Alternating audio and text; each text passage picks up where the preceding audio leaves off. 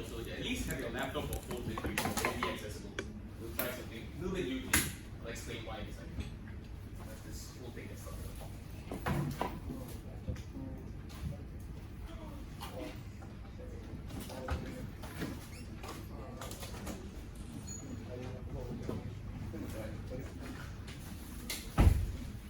Laptop, right? Yes, laptop or phone would be ideal. Because I'm using my phone. Oh yeah, okay, fair point. If it's up on the stand, you can use it.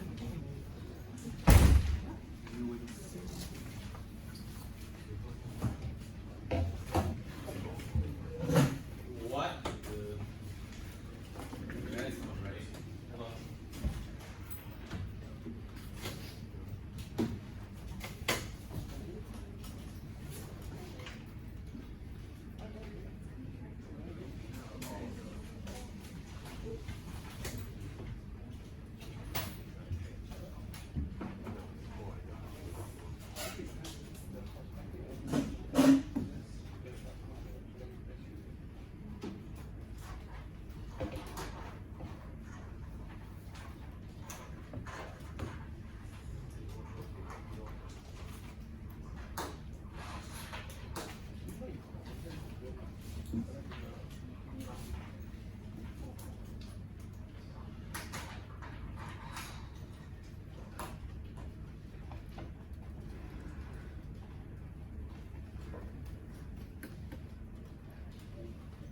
The sad thing is, give half an hour early to test this and it still doesn't work.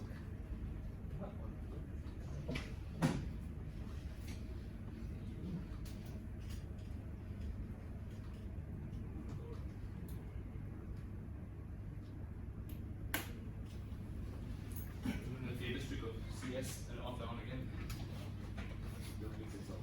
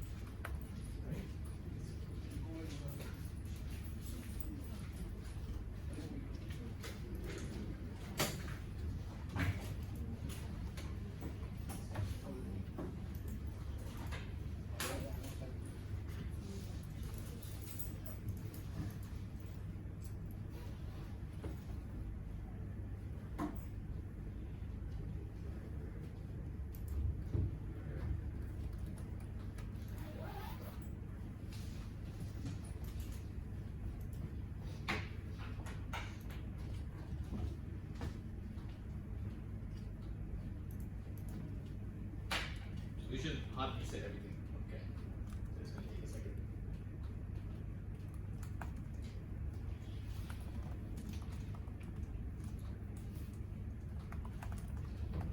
All the reboot speed, I came here like half an hour early to test at 8:30. all work suddenly.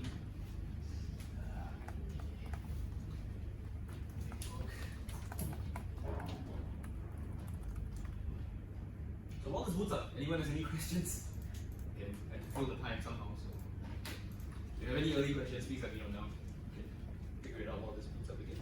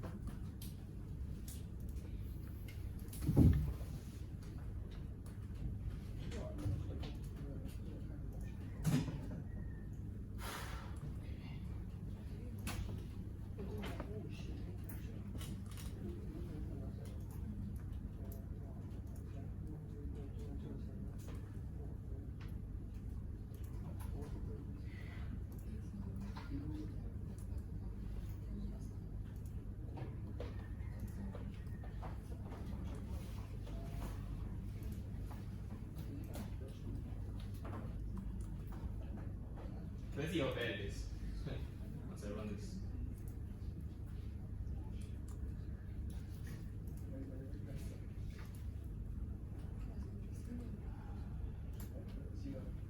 Wow.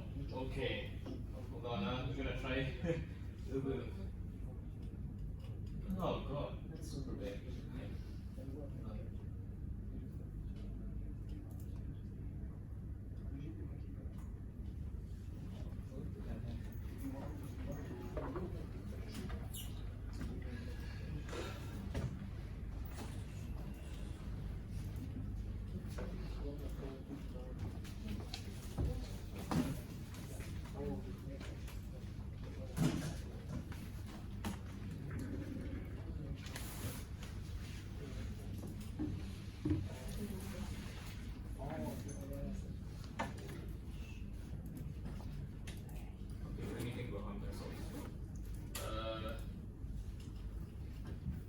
Okay, I'm gonna send you all the slides, and then you just access it from there and follow along.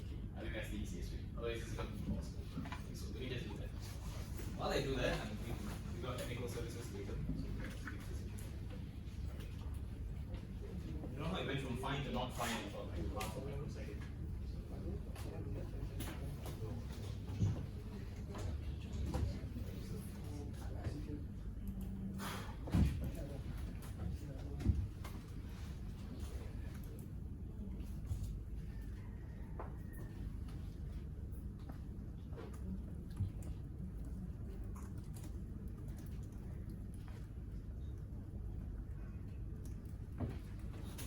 It'll kind of decrypt byte by byte and show you what happens if you have one ciphertext. Oh, sorry, it works because you have one ciphertext block and one IP, and this works by brute forcing the IP basically.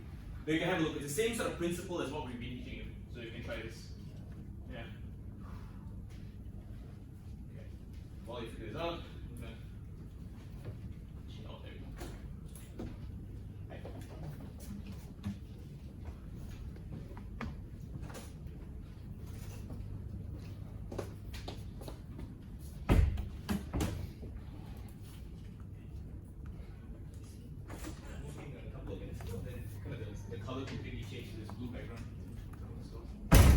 I rebooted both that and this, and I rebooted the laptop as well.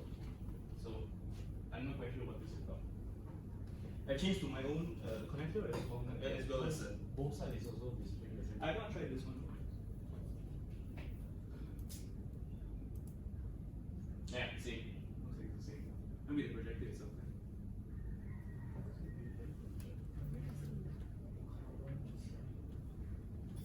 I tried rebooting the projector as well. See if there's any difference. You have to deal with that. Just don't look in front. Look at your own slides. I think a few things won't work when I do this, but you know, we'll go through. Okay, let me make a couple of adjustments to resolution. Sorry, you guys just happen to be the swing one.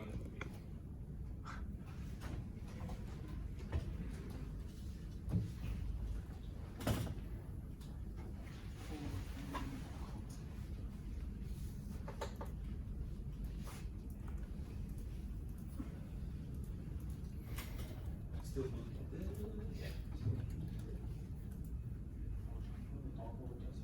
Okay.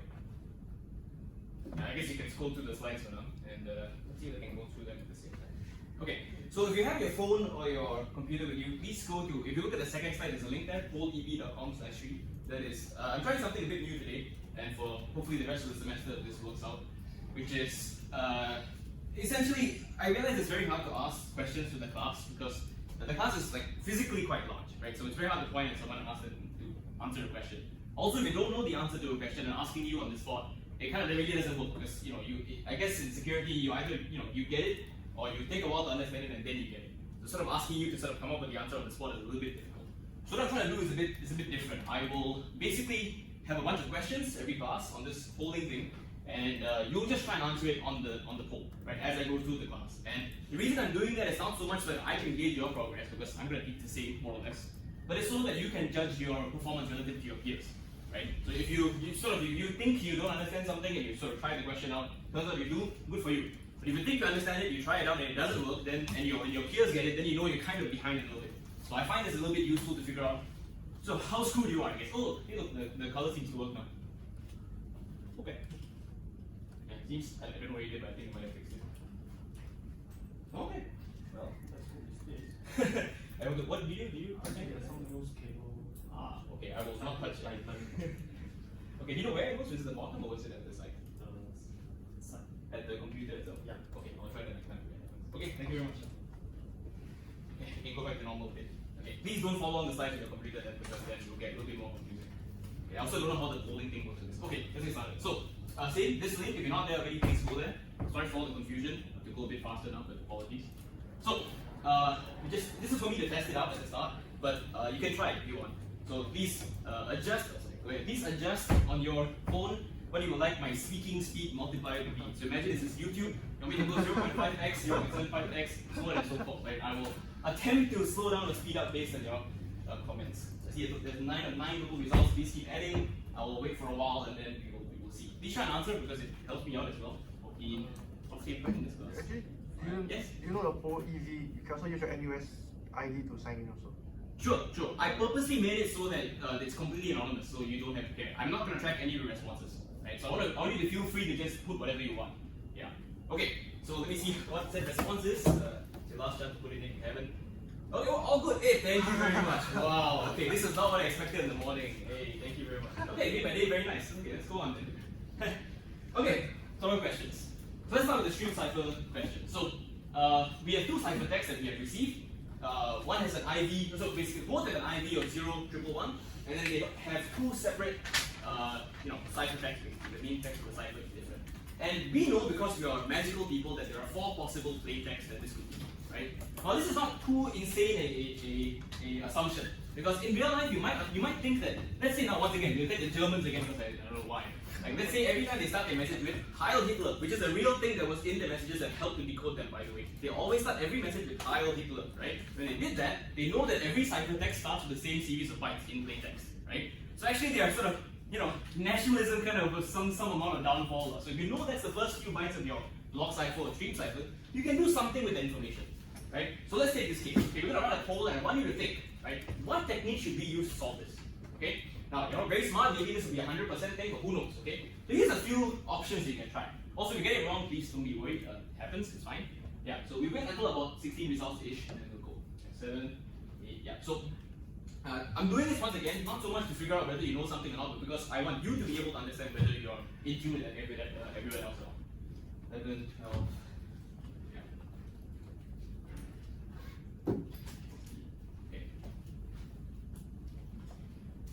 Okay, cool. So let's have a look at what the answers are.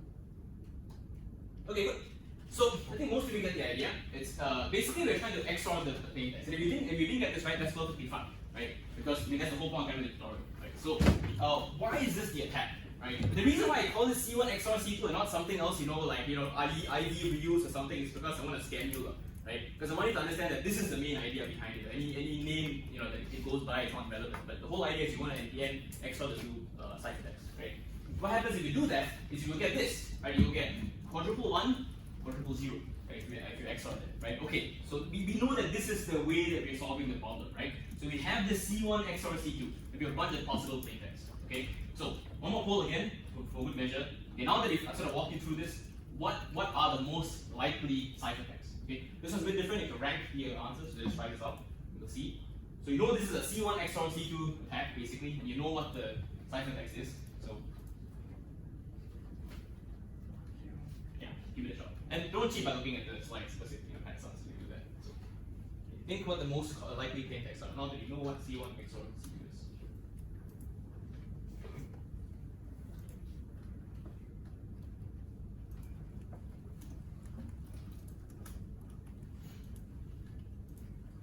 Once again, your answers are completely anonymous. I have no idea who you are. You're just a sort of an alphanumeric string somewhere in the DB. So feel free to answer whatever you want.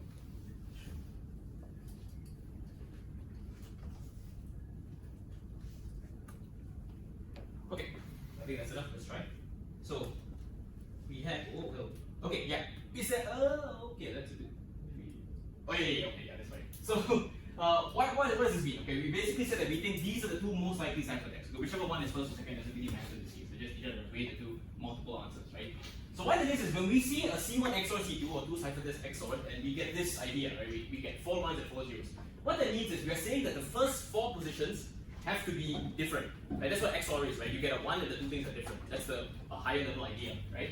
So we're looking for things such that you can have 4 different numbers in the first position and 4 same numbers in the second position, which is why we get this. These are the only 2 possibilities that can arrive out of this combination. Yeah. Okay, anyone didn't get this? Are you good? All good? Okay. Okay, meet in the middle. Okay. Meet in the middle is a particularly interesting class of attacks, right? So before I start explaining what it is, I want to see, I guess, your preconceived notions about it. So we're asking the question, now which one of these options does not render the attack useless? Meaning, right, which one of these options is not a deal breaker for running a meet in the middle attack, right? You can, of course, figure out the knots and knots, but it's a double negative, but just understand that what you're trying to say is that which one of these things is okay, right? Which one of these options is okay when you're trying to run a meet in the middle attack? What can you survive? Yeah, think about it. So I'm doing this before I go to the attack so that you can figure out how much you know before. Like which one of these things is not a no-go?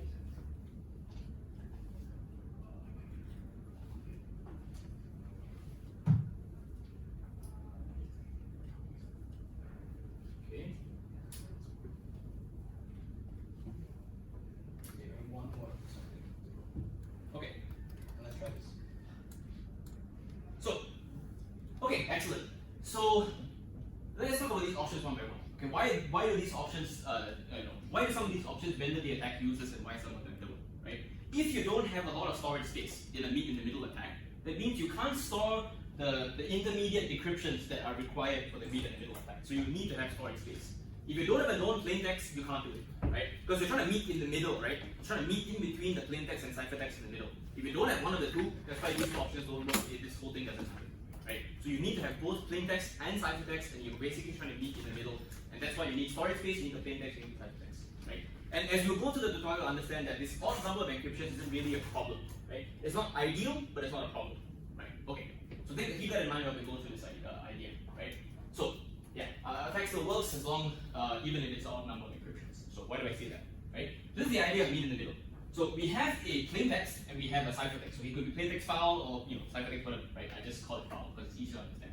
right? So we have two successive encryptions, right? Now, important point, this doesn't have to be DES, right? They don't even have to be the same ciphertext, right? They don't have to be the same cipher, sorry, right? This could be DES, this could be AES, right? It's just the difficulty of individual encryptions and decryptions, right? It just so happens that DES as an individual encryption is not very strong, 56 bits, right? That's why we're using it as an example. But it is a general class of attack if you do multiple encryptions on top of each other, right? That basically what we're trying to say is that if you stack your encryptions, they're not as strong as were you to have one very strong encryption in many cases, right?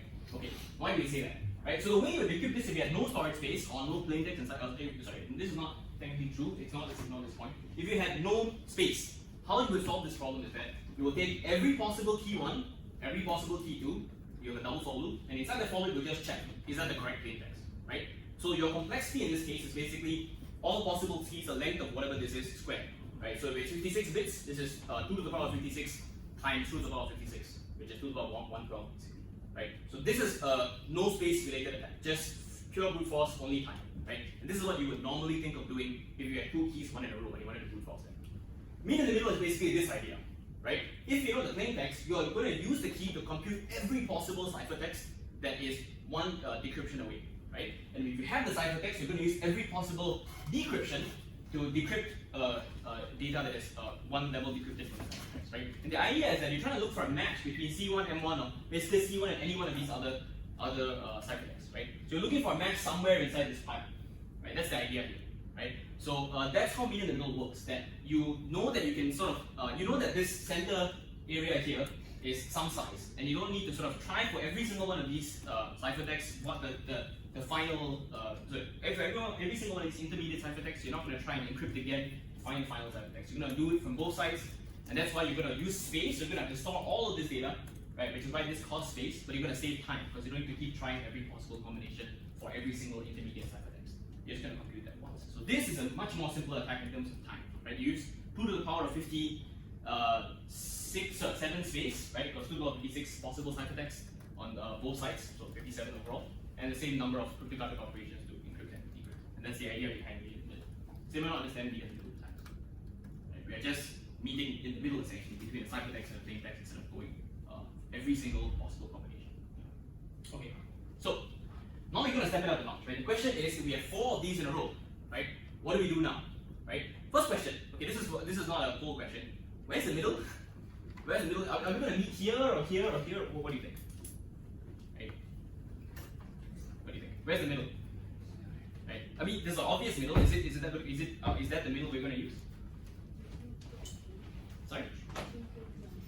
Yeah. Okay. In this case, the obvious middle actually is the real middle, right? So now let me show you the answer here. So basically, you have 2 encrypted values. You're basically going to encrypt this twice, right?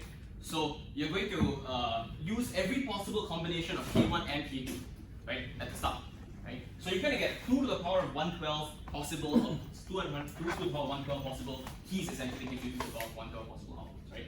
And you're going to do the same thing on the decryption side, right? So you're going to decrypt twice here, and what you're going to get in the end is 2 tables of encrypted and decrypted values, right? And what you're looking for basically is the intersection between these 2 tables, right? There is going to be some pair of plain text and ciphertext that will satisfy this condition. And in which case, then you can know which 4 of these keys produce this value, right? You're looking at the same idea on the previous mean in the middle. We're just basically adding one more encryption step or one more decryption step, right? Now, this is an expensive attack by any means, right? This is 112 encrypts, this is 112 decrypts, right? So overall, 1 to the power of 113 encrypts and decrypts overall, right? And a lot of space, right? This is 2 to the power of 113 possible storage as well, right? But it is still cheaper than were you to do this, 4 times, right? There's 2 to the power of 56 times 4, right, in the exponent. That's very, very expensive. You're going to be here the rest of your life, basically, and more. So that's the idea behind this. Okay, anyone not get this idea? We're just extending mean in the middle. We're going to do one more step of encryption and decryption. Good? Yes. Then why do you say that the part number doesn't work very well? Yeah, getting to that. Good point. So let's say now, instead of having 3 and 4, right? Instead of having 4 possible encryption and decryptions, we just have 3, right? Okay, let's think of how we would solve this. We need to choose a new middle, right?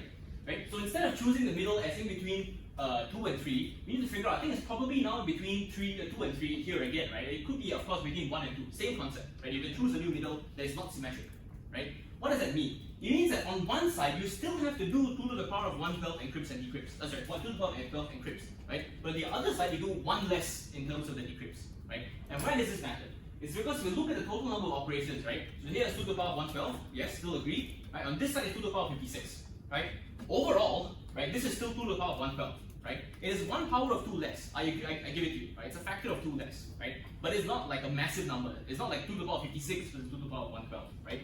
So basically this is 113, right, if it's 4, and it's 112 if it's 3, right? Which basically means that, you know, it's not a deal breaker with all or even, but it's just not as efficient, right? You're basically not getting your bang for your cryptographic buffer, let's say. Yeah, that's what's happening in this case. Okay, does that make sense? Have I convinced you that it makes no difference? So it makes no difference, but it's still not as efficient overall. Okay, good.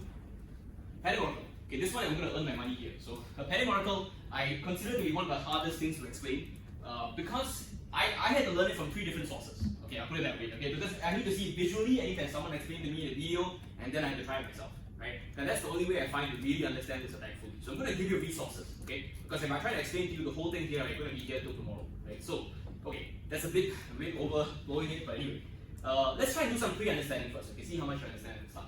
Right? So we have a padding oracle attack, and I'm going to ask you the same questions I did for the meet in the middle attack. Which one of these is not a deal breaker? Right? Meaning, if any of these conditions are fulfilled, we can still go along with the attack. Right? It's still okay. Right? Which one of these are not a deal breaker? Okay, please think about it. We'll wait for once again roughly sort of 15 odd results. Then we'll try. Okay, take this very seriously because I guess you can kind of figure out where you're standing.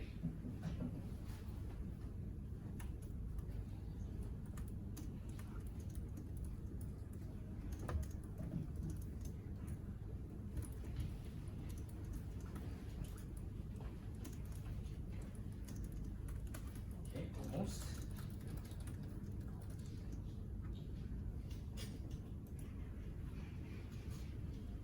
Okay, and let's have a look. Oh, hello. Okay, yeah. So, solid. That seems about right? So, let's think about why these are the cases. Now, let's look at the 2 wrong answers, which are these 2 here, right? So, why are those not a deal breaker? Sorry, why are those definitely deal breakers, right? If I cannot send a modified IV, or I cannot send a block before the target block, right? Let's say I have a padding oracle that is not the same as what we're defining, right? It's a very specialized oracle. It will only take in exactly 1 block, and you can only send it the IV that that it knows of from the latest message or something of the sort, right? Some major restriction.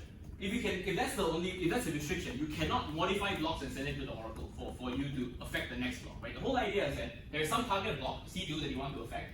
So you need to be able to modify either C1 or the IV depending on what situation you're in. So you can't, there's no point modifying the ciphertext block that you are trying to attack, right? That particular block, if you try to adjust it, it doesn't make sense. It will decrypt to something else nonsensical, right? You need to affect the things that come before it. Because we're talking about AES CDC mode, right? So you're sort of doing a feed forward from the previous block to the next block, right? So we can affect the previous block, then you can get some information out of the next block, right? I'll explain a little bit more. But that's why you need to be able to adjust the previous whatever, right? And also the stream cipher that has no feed forward feedback mechanisms, right? That means that anything you affect before has no effect on anything after, right? So there's no way that this attack still works in that regard. You can't affect things before, same idea as before, so you can't affect the things coming after, right? So only affect the exact byte that you want, which makes no sense. Same as brute force, basically, right? So if you only have a few MB of space, it's fine. Right? This is not an attack that requires you to have a lot of space. You just need to sort of iterate through a bunch of things and send it to the padding oracle. That's it. Okay, so now I know where you stand on this. So, this is where I adjusted the links here. So, this is just for you guys to figure out. You can take my slides later. But these are 2 resources I found very useful. Right? One of them is a simulator of the padding oracle attack, and you can run it in your own time. And basically, it tries to decrypt between an IV and a single ciphertext block. In our case, we're talking about IV and 2 blocks, so it's the same concept applied again. Right? And for those of you who like videos, I found this one excellent. I sent it to a few students and they found this useful. So you can try this. Make sure you follow the timestamp as well. It will automatically do it. But yes, this is very useful, I found, to figuring this out. Okay, and here's a few more graphics in case you don't understand. Right? The idea is that you want to affect some block, right? So you want to affect the block before it, right? And the idea is that we want the padding oracle to decrypt this final block, right? And we wanted to decrypt the final block in such a way that it tells us that the padding is correct, right? And we know what correct padding is supposed to be like, right? It's either 1 or 2, 2 or 3, 3, 3 or whatever, right? Basically, that's what the correct padding scheme is, right? So we can force a situation where we can try and figure out something about the last byte. We can try and force it into a correct padding, then we can get something out of the system. So let's try, okay? So once again, this is from the slides again, same idea, right? If you can affect maybe the last byte of EK, right? In this case, you can affect one of these values, right? You can hopefully get it so that the final block decrypts to a valid heading, right? And if you can do that, then basically you've discovered something about one of the bytes that you're affecting. Okay, once again, very abstract. The only way to do this is to try. I can't explain the whole thing like immediately. And I'm going to run you through the attack in this particular case that you see. Okay, we just move the mouse a little bit so it's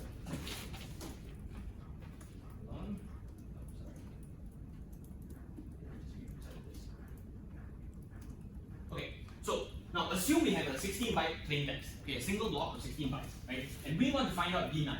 Okay, we know everything to the right, we don't know anything to the left of B9 and including B9 itself, right? Okay, so we want the padding oracle to decrypt this. Okay, I'll tell the idea. We want to decrypt it as basically a row of 8s. Okay, and B9 is basically we want it to also decrypt to an 8.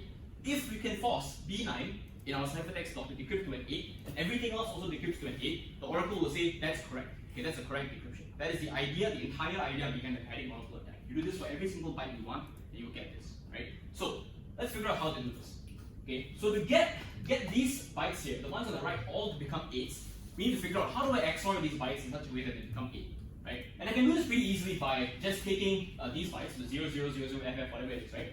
And I know that if I XOR them with these values, okay, I can get them all to be 8, okay? How do I know this? Okay, the XOR is a reversible function, right? So if I know A XOR B equals to C, right? If I want to get that, I know that A XOR C also equals to B.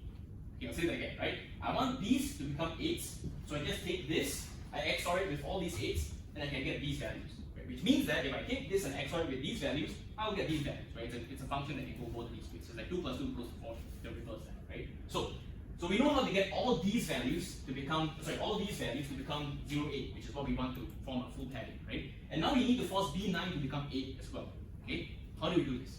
The idea is we're going to try every possible value that could be inside B9 as a ciphertext, right? So we're going to try every possible value from 0 to 255, okay? And we're going to send all of this to the server, right? We're going to say, here's the block before the one I want to decrypt. I'm going to give you a bunch of zeros, this all doesn't matter at all. I'm going to give you a bunch of bytes that will force your previous plaintext to decrypt to 8. I'm going to try every possible value of B9, and at some point, this is going to decrypt to the value 8, and then padding oracle is going to say correct, right? And then we know what this value is going to be.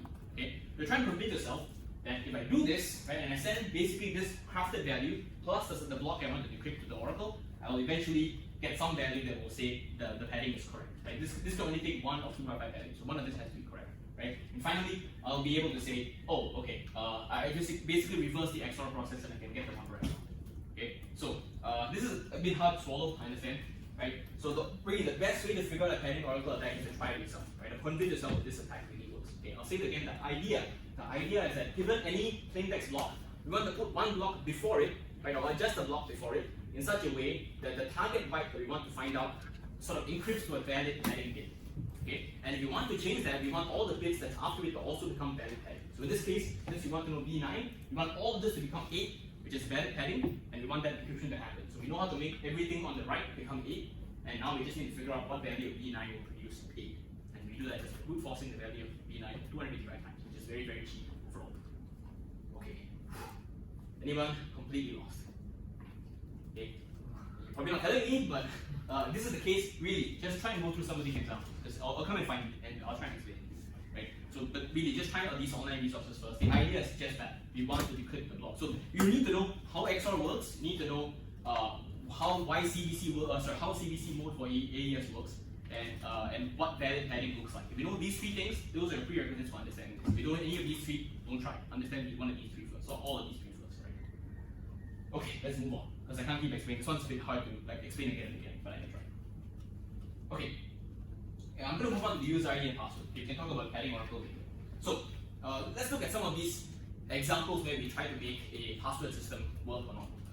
Okay, so we have 2 possible password systems. Okay, one is where the user enters the user ID. Okay, I will sleep for 0.5 seconds, and I will check in the database. Does this user ID exist? Okay, if anyone's wondering why would I possibly sleep for 0.5 seconds, right? It's because you don't want authentication programs to be very fast. Okay, I'll say it again. You don't want authentication programs to be very fast. If they're very fast and they're not rate limited, meaning they don't have a limit on how many times you can access them, basically you can brute force it very easily. Okay, imagine if it took you half a microsecond to decrypt an AES key. right? Of course you brute force it, right? It's so fast, right? So same idea here. If your authentication system is so fast, then everyone will just brute force the hell out of it, right? So you really want to put in some delay in your authentication mechanism, which is why if you look at all of your computers when you enter the password, right? Do you think that's the speed at which Windows can decrypt your password? No. There's an artificial delay that goes into decrypting your password, or basically making sure that you wait a while before you enter the next one. So you can't brute force it too many times in a row. That's the idea behind putting a delay in any authentication scheme, right? Okay. So now let's say you do this. Okay. So one, user ID sleep is in the database. Okay. If the user ID is not in the DB, then okay, it will display an error. It will go back to the start. Okay. If it is in the DB, then the user gets to enter a password. Okay. And that's the flow here. Now, second one, we enter user ID and a password at the same time. We'll check whether everything is correct, and then if not, we'll go back to the start. Those are the two possible mechanisms that we have. Okay. Now I'm going to ask the question: security-wise, which one of these is worse? Okay. We're going to poll this again. I want you to think about it. Please let me know what you think the right answer is. Which one of these systems do you think is worse? I'll say again: S1 is the one where you enter user ID, sleep, and then password, or one is where you enter user ID and password both together. Okay. Please think about it. So this is more the kind of decision that you're going to have to take, take up at some point in time. This is more of a practical decision to make, right? So don't make it a wrong one. Okay, there'll be maybe a couple more. Okay, S1 is user ID first and then password. S2 is both together. Okay, let's have a look at this. Okay, people think S1 is worse. Okay, so now when I looked at the question on the first glance, right, I thought S2 might have been worse, even though it's the one that we're used to, right? But the more I thought about it, I kind of started to agree that S1 is worse. Now I'll tell you why that's the case. So an interesting point is that let's say it takes you X guesses to brute force the username, right? And then it takes you Y guesses to brute force the password, right? If you have system 1, you can basically continuously brute force the username until you get it right. And you take X guesses, right? And once you're done, then you can brute force the Y passwords, right? Which means the total number of guesses for S1 is X plus Y, right? If it's the second one, you don't know which one of these is wrong. It could be username wrong, it could be password wrong. That's why you look at any modern system, they will say either username or password is wrong, please try again. They don't tell you which one, right? And that's because the security vulnerability to tell you, or sort of reduces the brute force complexity to tell you which one of the two is wrong. Yeah. And also, if that's the case, not just about this, you can basically brute force one of these systems to find out who are your valid users, right? If you want to see, hey, there's Sriram, like, does he use this service, right? I'll just brute force every possible, or I'll just enter my username, and when it says nope, doesn't exist, I'm like, oh, okay, he doesn't use the service, great, right? I mean, this could be really scary if you sign up for a shady service like ashleymedicine.com, like where you can cheat on your wife or husband, on a website. It's banned in Singapore, by the way. Singapore did that. So, I mean, if you're there, and they had a leak, by the way, you can, find out information on people that's potentially compromising. And the reason why compromising information is scary is because you can use it to blackmail people, right? And that's a serious real world threat, not just embarrassment. So, that's the kind of effects that your bad password system can have. So just think about it before you implement something, right? So, okay. Let's move on. So the idea is just that you want to make brute forcing difficult. So we can put in the sleep, that's fine, but we also need to make sure that the attacker has to make as many guesses as possible. Yeah, don't make your life any easier. Even though it's a bit of a usability. Okay, non-password authentication, right? So now we no longer going to use passwords, we're going to use something else. Okay, so in this case, we're going to use student ID, date of birth, family name. Does anyone know which Singaporean public service system used to use this authentication method until a few years back? Sorry? SingPass is it? Not SingPass. SingPass, you still have to have your own password. Yeah. Anyone know? Sorry? Oh. I thought like Okay. It's a public service that people use, and it's a great public service. Any guess? Okay. National Library. National Library used to use this as their sign-in system. Okay. A few years ago. I don't know how many years ago, but they used to use this. Right. This used to be a standard. Now, what advantages? This is not a poll. What advantages does it have over a normal password-based system? Anyone tell me? What's the advantage? No weak passwords. Right, I mean, you don't have to enter your weak password. There's no bootstrapping, right? You don't have to sort of figure out a way to negotiate a password with the server. This is something that you know, right? If you don't know one of these things, you got a problem with. But this is things that you already know, right? The server also maybe already knows this if it's an NUS server, right? Okay, so yeah, there's no bootstrapping. It's easy to remember. Okay, but what's the disadvantage here? This is a little bit more profound. What exactly is the problem with this? Information is available online sometimes. Yes, so sometimes the information is available online. Okay, when I saw the question, that was the first answer I thought of as well. There is one even more insidious answer actually that's particularly fascinating about this. Is it the number of surnames that are possible? You're right, you could brute force it as well. Yeah. So there's also one more thing besides that, right? Which is it's also a brute force related problem. Can anyone think about it? There's always someone born at a certain date, so you brute force the family name. You could brute force the family name, or you could brute force the date of birth. Right? That's Here's an example. If you know the guy has a family name of something and a student ID of something, you can try every possible date of birth, and then the system will tell you, oh, what's his birthday? Right? Why is that useful? If another website uses the birthday as like a security question, then you can get into that. Right? So this is a system that allows you to brute force one of the things from the other two. Right? So basically the other way around. So this is a very easily brute forceable thing. Right? This is not so easily brute forceable. That's maybe not that easily brute forceable. Right? I mean, if you're Singaporean, you're probably a town. Right? So you can probably get that quite well. Right? How many towns here? JK, okay, maybe not the only one, but yeah, anyway, so this is why NLB used to use this real system. Right? So yeah, only publicly available information, and you can brute force things given the other. Okay, any questions? Okay, OTP.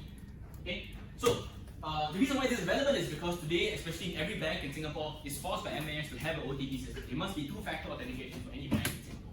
Right? The reason they do this is because, well, you know, basically your mom and my mom probably, or your dad and my dad, not a gender thing, can get scammed very easily by people trying to just say, hey, please send me $1,000, or you know, please log into my system and click on this button and send me some money or something, right? So OTPs are kind of a way to sort of like have an extra layer of protection. Like, are you really sure you want to do this? Did you really request for this to happen? Like, is this how much you want to send? Stuff like that. Right? So all these things are part of the 2FA system. And also, it's not just about you knowing what you're doing, but also like if someone knows your username and password, right, which is today is just very likely, right? One small breach of security can fix that.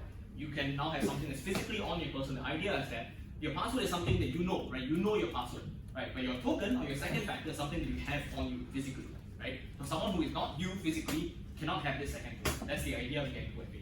Right? Some systems get 3FA, so on and so forth, but 2FA is usually sufficient, I would say. Right? Okay. So first OTP type. We send the user, here's an OTP, enter it. Okay? And the second one is that we ask the user to transfer some amount of money, account, to this account, and we ask them to enter the OTP. Okay? You may or may not see both of these types. I've seen both. Right? So the question is, which one do you think is better? We're gonna poll this. Okay? This one where we just enter the OTP, or this one where there's a lot of information and then the OTP. Okay? Which one do you think is better? Let this refresh for a second. Okay, mine. Right. So M1 once again is the OTP system that only has the OTP that it sends you. The second one is they give you a bunch of information and then the OTP. Okay? I've seen both. Okay? Let me check my phone for non-embarrassing OTPs. Let's see. There are a number of them. While you respond to this, let's see. No, embarrassing. I think some delivery services have just the OTP, and the banks I think also have the numerical one. Right? So M1 and 2 are either difference. Okay, we have 17 answers. Okay, fantastic. So let's see. Wow. Okay, fascinating. Okay, so yes, most people think M1 is worse. I think it might be a way I've said it as well, right? And then M2 has some people and medium. So let's think about this for a second. So M1. The answer to this is I think it depends, right? But you can argue on which one you believe based on what your security principle is, right? This is based on the security property, right? If you believe confidentiality is important, if someone gets access to your phone, right, and gets all of your messages, which one is better? M1 actually is pretty good, right? If someone gets your phone, it says a DBS sends your OTP 0050. Then like I can't tell anything about this. I don't know anything about the guy's transaction history. I don't know who he sent money to, anything of the sort. Right? I don't know, right? All of you that said M2 is better, only thing again, right? Actually, it's only a few of you, so maybe one. But the point is that that doesn't really matter. But the point is that for M2, which I thought was more secure, honestly, right, is that they give you a lot of information, and they tell you, account numbers, who you're sending to, who you're sending, from and to, and how much you're sending, right? Now, if this was a bank, I would want to know how much money someone is trying to ask from me, right? I don't want to know this, which is why this is a bit too far, right? But if a bank says, here's the OTP, I want the OTP to tell me how much money I'm trying to send, right? Otherwise, I could have been clickjacked on a page, right? Some page said 5,000, actually trying to get me to transfer 15,000, right? It's like a fake DBS page, right? So this actually protects against that kind of attack because you know exactly how much you're trying to send, right? And that's why both of these have their upsides and downsides, right? Confidentiality versus integrity and authenticity, depending on what your principle is, right? You can find a middle ground. I believe the middle ground is number and maybe no account number, basically, just the amount that you're trying to send. Right? But even this leaks information if someone grabs your phone, right? So once again, really depends on your company especially. Okay, QA, I'm going to cover this quickly because I think it's it's very fast, right? We talked about fingerprint system having an FNR or FMR or some value, right? And we asked to choose a threshold value. Now, this comes with the idea of biometric systems, right? A password-based system is either yes or no, right? Your password is correct or it's not. Okay? There's no middle ground where it's kind of correct, but we don't give you points for trying to get your password correct. You have to get it perfectly correct, right? But any biometric system, and there are modules of biometric security in AWS, right? Those systems are inherently not perfect, right? Your fingerprint is never the same, 100% the same. There's going to be slight differences, right? So you need to accept a certain amount of error, right? And this threshold is basically how much error we're willing to accept, right? So in this case, right, a higher number of course means that I think a higher number means more accepting. I think it might be less accepting. Right? I need to change this. I think it might be less accepting. Can you correct me? Is this more or less? Higher number is less accepting, I think. Okay. I don't Okay. know. Yeah, I think that's the case. So don't be fooled. This is basically a convention thing, like, depending on what your system is. So let's assume now a higher number means less accepting. I accept less people. I increase the whatever false like whatever. Right. So the idea is that if your server room is 0.5, right, you want your gym to be more permissive. Right. Server room is more high security than your gym. So you want to reuse this thing now. That's why I wanted to go through this online because it's just that simple. Right. So the core idea is not so much a number, but it's the idea of the threat model. Right? What is the threat model? It's a server room, right? You're looking at people trying to hack into your server room and steal private data, right? So it's okay if you reject a perfectly valid person a couple of times, right? It's not so bad, right? But if you allow people who are not in the system to get in, right, you really don't want that to happen. Right? So you're okay with rejecting, basically you're okay with a false negative, but you're very not okay with the false positive in your server room. And you want to reverse that for the chip a little bit. That's the idea. Okay, final poll. Today, we can all leave. I tried it almost a little bit too long. Was this useful? Okay, if not useful, we have to scrap it. If not, let me know. Okay, just let me know whether this is useful or not. If it's not, then we can drop it and we try something else. I think this is useful because we can at least you can figure out where you're 40, 50, 16-ish. Let's kind of stop it there. Woo! 100%! Oh, great success. Okay. Thanks. I appreciate that very much because these polls can be 1.5 to 2 times more time to make than the actual thing. Anyway, okay. Last thing today we summarize so you can understand what you actually learned today is that IV reuse attacks. If you reuse an IV, you get into problems. Right? You can do an XOR of the certificates, you get an XOR of the plain text result. Right? You can do a mean in the middle, which is a time space trade. Yes. Yeah, we didn't go to question 5. It's just something about SHA or something, right? Yes. Yeah, it's SHA's we're not covering it. They say next week. Yeah, we put it in next week. Yeah, fair point. Yeah. I don't know why it's in this tutorial. It doesn't make much sense. We could have covered it today, but as you can see, obviously, I think there wasn't really going to be much time. Okay, mean in the middle, time space trade off. Heading molecule attack, please go and figure out how this works on your own. Okay, there's a method that works best for learning this on your own. I'm giving you every resource you can find and chaos. Go and figure it out. Okay, I explained it, it takes ages. Really, I tried it before. Okay, writing an email takes me half an hour. Okay, so it's not because it's hard, it's because you understand different things than me. Okay, and also when you design a user ID and password system, keep in mind that a tiny adjustment in how that works makes a big effect on security. Even if you just say someone your boss tells you, I want the user ID to be displayed first, they can try that first and then they can put it in. If that's the case, you really want to make sure that you tell them no. Okay, understand how to tell your bosses no, they tell you something. Okay, that's an important point of security. You got training, okay, he got training in something else. Okay, you got trained as a scientist or security or whatever. So yeah. Lastly, non-password systems. Okay, there are pitfalls, there are benefits, but there are many pitfalls to these systems. Yeah, and then thresholds about probabilistic security systems. That's everything. Okay, that's all. Same idea. See you next week. Feedback. Okay, don't get the virus. Take care.